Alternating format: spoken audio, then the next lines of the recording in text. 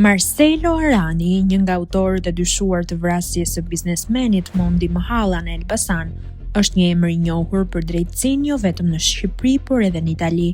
32 vjeçari ishte nën masën arrest shtëpie për pastrim parash, ndërkohë para rreth një viti më parë, nga policia e Elbasanit, është arrestuar Marcelo Arani, i akuzuar për pastrim parash.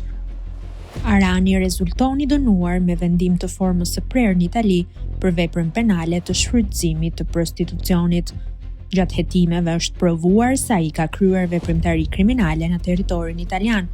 Kujtojmë se në qershor të këtij viti, prokuroria e Elbasanit i sekuestroi Marcelo Aranit 14 pasuri në pronësi të tij. Ndërto, një apartament në Durrës, 11 automjete të markave të ndryshme, një motociklet, një biznes për tregti dhe qiradhënie makinash në Elbasan.